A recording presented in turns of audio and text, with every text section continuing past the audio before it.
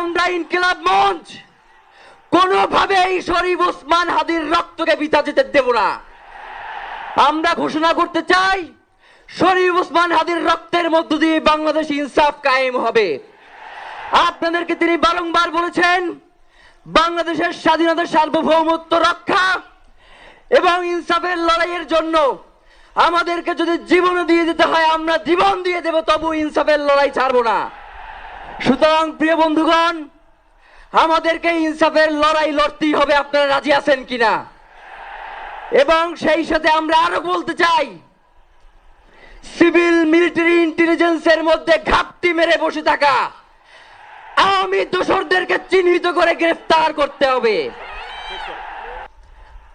আমরা যেহেতু ওসমান হাদির লাশকে আমরা জাতীয় কবি কাজী নজরুলের পাশে দাফন করার ব্যবস্থা করতেছি, আপনারা সবাই এই প্রোগ্রাম শেষে জনতা মিছিল নিয়ে শাহবাগে চলে যাবেন। আমরা ওখানে গিয়ে আপনাদের সাথে দাফনের পরে কথা বলবো।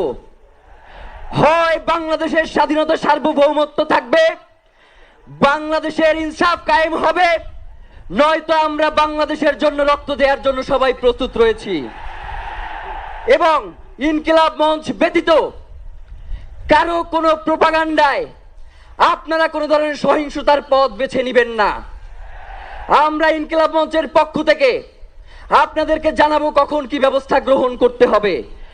আপনাদের সকলকে, এই লক্ষ লক্ষ মানুষকে, আজকে শরীফ ওসমান হাদির জন্য যারা এসেছেন, শহীদ শরীফ ওসমান হাদি, তাকে আমরা সবাই দোয়া করব এবং তার যেই লড়াইয়ের পথ, তার যেই সাংস্কৃতিক আন্দোলন, তার যেই আধিপত্যবাদের বিরুদ্ধে লড়াই, আমরা সকলে সেটাকে একসাথে প্রতিহত করব। বাংলাদেশ জিন্দাবাদ, ইনকিলাব জিন্দাবাদ। আল্লাহর হাতে আমানত রেখে গেলাম। আমরা সব সময় তোমার কথা স্মরণ রেখে জাতির অগ্রগতির পথে চলতে থাকব। ধন্যবাদ সবাইকে।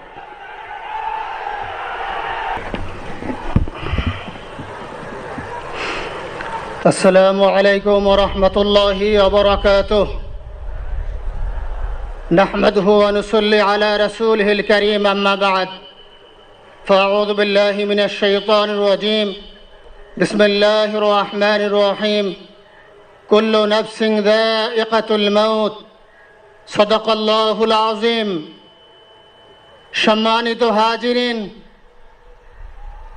আজকের এই লক্ষ লক্ষ তৌহিদি জনতা, আপনারা হাজির হয়েছেন আমার কলিজার টুকরা ছোট ভাই শহীদ শরীফ ওসমান হাদির জানাজার নামাজে অংশগ্রহণ করার জন্য। সম্মানিত হাজিরিন, আপনারা জানেন শহীদ ওসমান হাদি তিনি স্বাধীনতার সার্বভৌমত্ব রক্ষার জন্য এই বাংলাদেশের 18-20 কোটি মানুষের কাছে একটি মেসেজ দিয়েছিলেন, কিভাবে একটি স্বাধীনতার সার্বভৌমত্ব রক্ষা করতে হয়। আজকের বড় পরিতাপের বিষয়, আমার বলার মতো কোনো অবস্থা নেই। আপনারা জানেন যে শরীফ ওসমান হাদির একটি বাচ্চা, মাত্র 8 মাস বয়স। ওর বাচ্চা যখন জন্ম হয়েছে আমাকে বলেছেন, ভাই আমার বাচ্চার জন্য একটি নাম নির্বাচন করেন, যেই নামের মধ্যে বিপ্লবী চেতনা থাকবে। আমার সন্তানের জন্য একটি নাম নির্বাচন করেন, যেই নামটা সাহসিকতার পরিচয় বহন করবে। আমি অনেক যাচাই বাছাই করে ওর সন্তানের নাম দিয়েছিলাম ফিরিনাস, বিপ্লবী এবং সাহসী। সম্মানিত ভাইয়েরা, আজকের ওর সন্তানের চেহারার দিকে তাকানো যায় না। আজকের আমার মা প্রায় পাগল হয়ে যাচ্ছে, জ্ঞান হারিয়ে ফেলছে। আমার ভাই বোন তারা পাগল হয়ে যাচ্ছে। আমার 6 ভাই বোনের মধ্যে সবচেয়ে ছোট ছিল শরীফ ওসমান হাদি। আজকের তার লাশ আমার কাঁধে বহন করতে হচ্ছে। আজকের আপনাদের কাছে আমার কোনো দাবি নেই, শুধু একটি দাবি। 7 থেকে 8 দিন হয়ে গেল দিবালোকে প্রকাশ্যে রাজধানী ঢাকায় জুমার নামাজের পরে খুনি প্রকাশ্যে গুলি করে যদি পার পেয়ে যায়, এর চেয়ে লজ্জার আমাদের আর কিছু নাই। যদি বর্ডার পাস হয়ে যায়, 5 থেকে 7 ঘন্টা সময় তারা কেমন করে গেল, এই প্রশ্ন জাতির কাছে রেখে গেলাম। আমার কোনো চাওয়া পাওয়া নাই। আমার ভাই ওসমান হাদি শহীদ হয়েছে, ওর শহীদি তামান্না ছিল।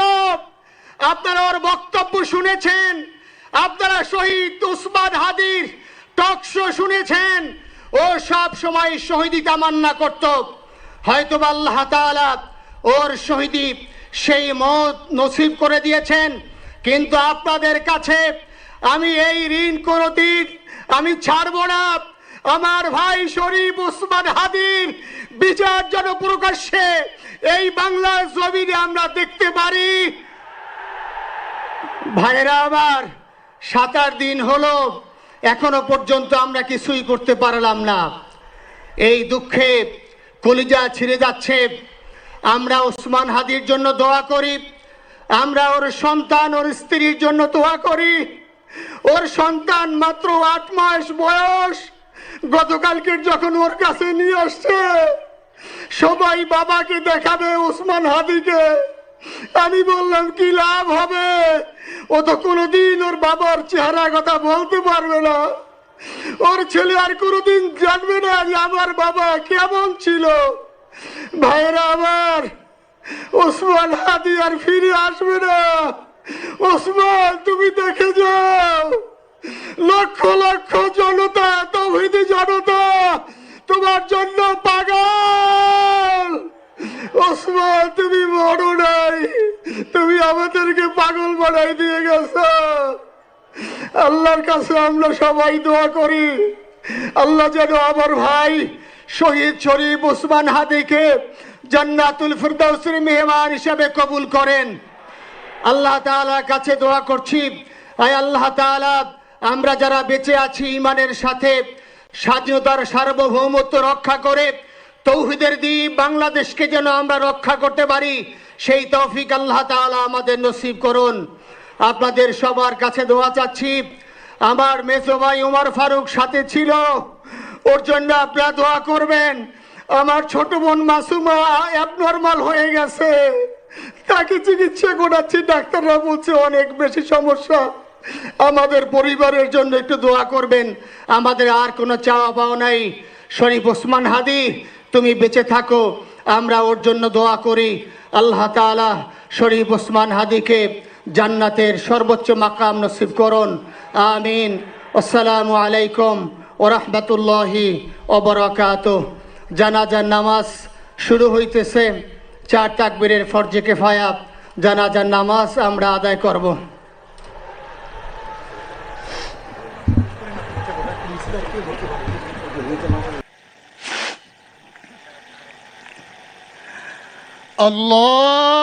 আল্লাহু আকবার। سبحانك اللهم وبحمدك وتبارك اسمك وتعالى جدك وجل ثناؤك ولا اله غيرك. الله اكبر. اللهم صل على سيدنا محمد وعلى ال محمد وعلى ابراهيم وعلى ال ابراهيم انك حميد مجيد. اللهم بارك على محمد وعلى ال محمد كما باركت على ابراهيم انك حميد مجيد. الله اكبر. اللهم اغفر لحينا وميتنا وشاهدنا وغائبنا وصغيرنا وكبيرنا وذكرنا وانثانا. اللهم من احييته منا فاحيه على الاسلام، وفيته منا فتوفه على الايمان برحمتك يا ارحم الراحمين. الله اكبر. السلام عليكم ورحمة الله. السلام عليكم ورحمة الله. আশহাদু আল্লা ইলাহা ইল্লাল্লাহ।